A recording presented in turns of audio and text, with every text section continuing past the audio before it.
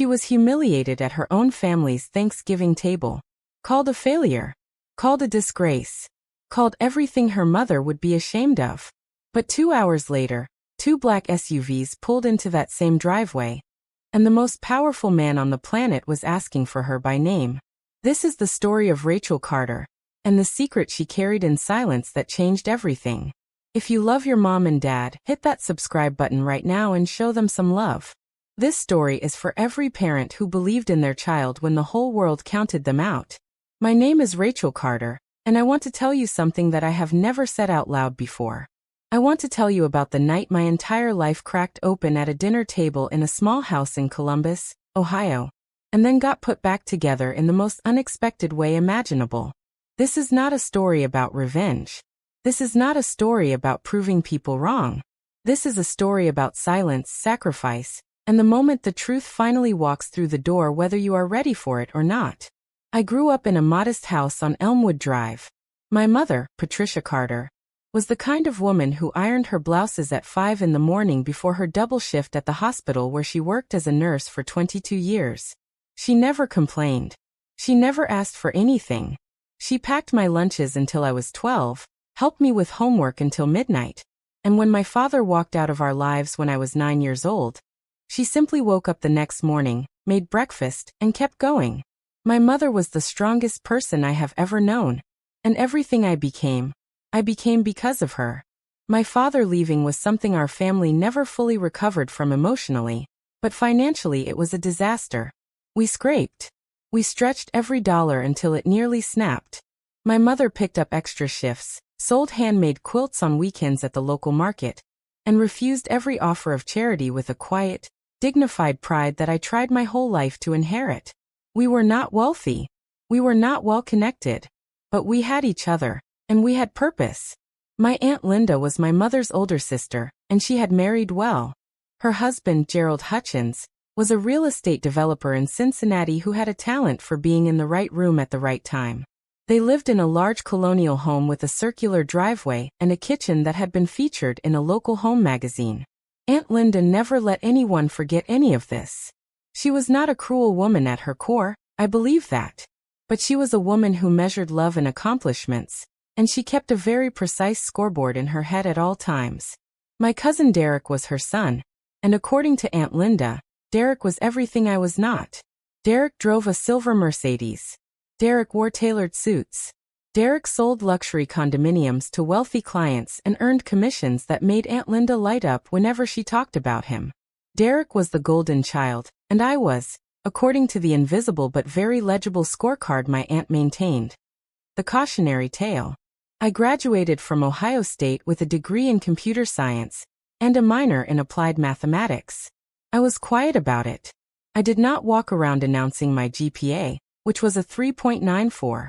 I did not broadcast the fact that I had been recruited by 3 federal agencies before I had even completed my senior year.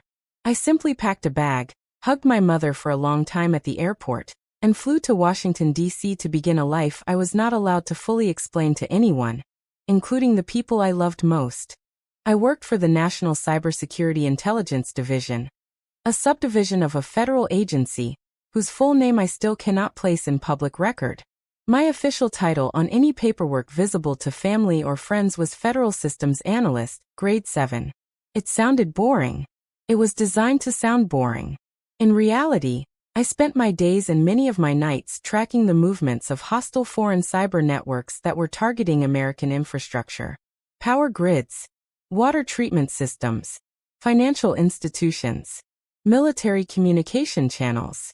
I was part of a small team of analysts who operated in near total secrecy, and the work we did was real, and it mattered, and it was the kind of thing that would never appear on a resume anyone would see at a family dinner.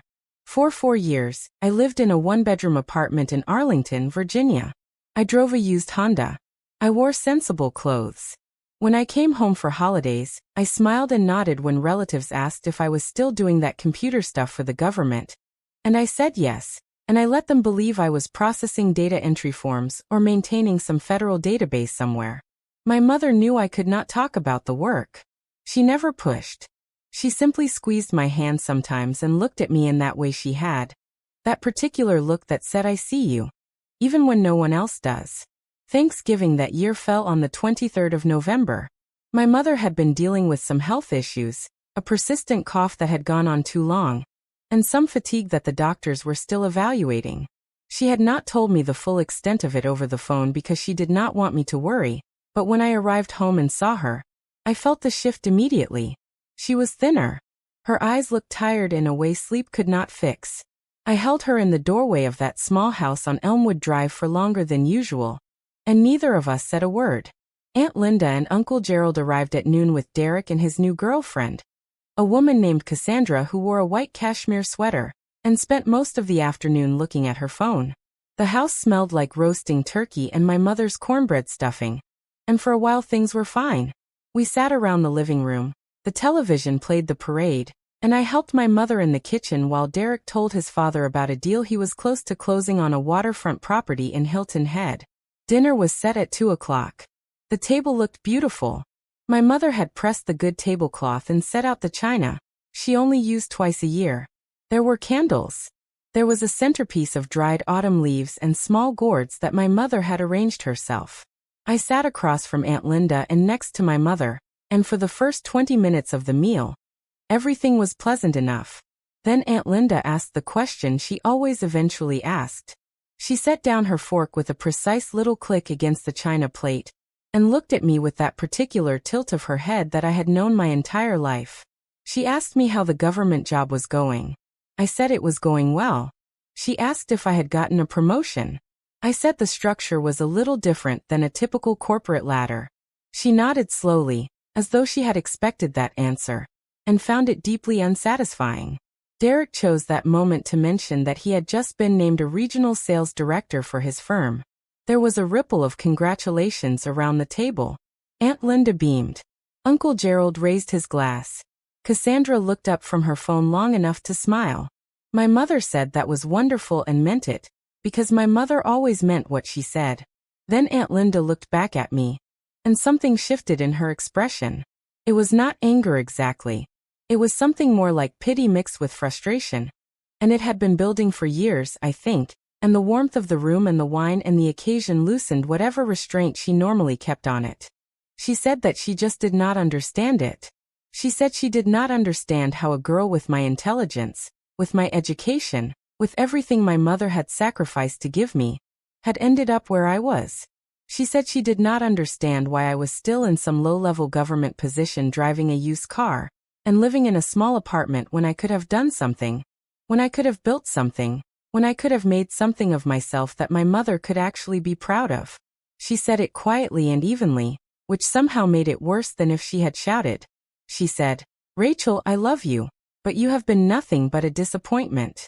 And I truly believe your mother deserves better than watching you coast through life with nothing to show for it." The table went completely silent. I heard my mother draw a small, sharp breath beside me. I heard the refrigerator hum in the kitchen. I heard the distant sound of football commentary from the television in the living room that no one had turned off. I sat very still and felt the words land on me one by one like stones. And I did not cry, because I had learned a long time ago how to absorb pain without showing it, which was both a gift and a particular kind of loneliness. I looked at my aunt, and I thought about everything I could not say. I thought about the 18 months I had spent tracking a sophisticated hostile network that had embedded itself in 3 regional power grid systems across the American Midwest. I thought about the 47-page report I had submitted 6 weeks earlier that had been flagged at the highest levels of federal intelligence review. I thought about the commendation letter sitting in a locked drawer in my apartment in Arlington, signed by people whose names appear in history books. I thought about all of it, and I said none of it because I had taken an oath, and the oath meant more to me than winning an argument at a dinner table. I excused myself quietly. I pushed back my chair, placed my napkin on the table, and walked out of the dining room, through the kitchen, and out the back door into the cold November air. I stood on the small concrete porch where my mother kept a pot of dead geraniums she had not had the heart to throw away, and I breathed slowly and looked up at the gray Ohio sky and told myself what I always told myself, which was that the work was enough, and the truth was enough, even when no one could see it. I do not know how long I stood there. Long enough that my fingers went numb. Long enough that the sounds from inside the house settled back into a cautious, uncomfortable version of normal. I heard Derek laugh at something. I heard silverware and plates being moved. I heard my mother's voice, quiet and firm, saying something I could not make out, and then Aunt Linda's voice responding, and then silence again. I was about to go back inside when my phone vibrated. It was a number I recognized immediately, a secure line that I had been told would only be used in a situation that warranted it. I answered on the second ring. The voice on the other end was my supervisor, a man named Director Harlan Voss, and he was not someone who called to chat. He told me that the situation had escalated beyond our projections. He told me that the network I had been tracking had initiated a sequence that our models had not anticipated. He told me that I needed to be available for an immediate briefing at the highest level. He told me to stay exactly where I was, and that a team was already en route. I stood very still with the phone against my ear and said, "Understood." I went back inside. I sat down at the table. I picked up my fork and ate a few bites of sweet potato casserole, and said nothing to anyone about what I had just been told. Aunt Linda had moved on to discussing Derek's new apartment, and the tension had settled into the careful politeness that families use to paper over the things they cannot take back. My mother glanced at me once and I gave her a small nod, and she seemed to understand that something had shifted, though she did not know what. 23 minutes later, we heard it. The sound of vehicles on the street outside, heavier than normal, moving slowly. My uncle looked up from his pie. Derek glanced toward the front window. Then came the unmistakable rhythm of car doors closing in that particular official sequence. Multiple doors, coordinated, deliberate. My mother set down her coffee cup. Then the knock at the front door. Not aggressive. Not casual. The kind of knock that carries authority in its very cadence. My mother began to rise, but I was already on my feet. I walked to the front door and opened it, and standing on the small porch of the house on Elmwood Drive were two men in dark suits with earpieces and lapel pins that I recognized.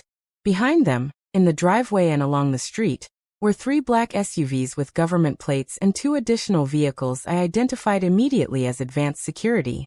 A small group of neighbors had already gathered on the sidewalk across the street, phones raised. The man in front held his credentials open. He said, "Miss Carter, I apologize for the interruption on a holiday. My name is Agent Daniel Reeves, White House Security Detail. We have been directed to escort you immediately. The president is waiting." I heard Aunt Linda make a sound behind me. It was not quite a gasp and not quite a word. It was the sound a person makes when the ground shifts under them without warning. I turned around and looked at my family gathered in the hallway and the dining room doorway. Their faces arranged in various expressions of shock, confusion, and disbelief. Derek stood with his fork still in his hand. Cassandra had finally put her phone down. Uncle Gerald's mouth was open. My mother stood slightly apart from the others, and her expression was different from everyone else's. She was not shocked. She was not confused. She was looking at me with quiet, steady, knowing pride. The way she had looked at me my whole life when she believed in something about me that the rest of the world had not yet caught up to. And Aunt Linda stood at the back of the hallway with her hand pressed against her collarbone, and an expression on her face that I will not describe cruelly, because that is not what this story is about. I will only say that she looked like a woman who was doing a rapid and uncomfortable recalculation. I went to my mother first. I held her hands in mine and told her I had to go, that I was sorry, that I would explain everything I possibly could as soon as I was able. She squeezed my hands and said, "Go do what you were made to do." That was all. That was everything. I got my coat from the hook by the door. I picked up my bag, which I always kept packed and ready out of professional habit.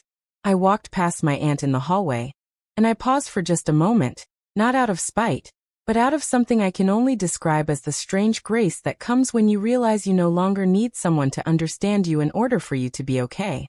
I did not say anything to her. I did not need to. I simply walked out the front door and down the steps and into the cold November afternoon, where Agent Reeves held the door of the SUV open, and the whole neighborhood watched. What happened over the next 72 hours is something I can only describe in the broadest terms, and even that requires careful consideration of what has since been declassified and what has not. What I can tell you is that the threat was real, and it was serious, and the work that I and my small team had done over the preceding 18 months had produced the only comprehensive map of the network that existed anywhere in the American intelligence apparatus. Without that map, the response options were severely limited. With it, the situation could be managed, contained, and ultimately neutralized. I sat in rooms that most people will never sit in. I stood at briefing tables with people whose faces you have seen on television and in newspapers. I answered questions for hours, drawing on every detail of 18 months of painstaking, meticulous, largely invisible work.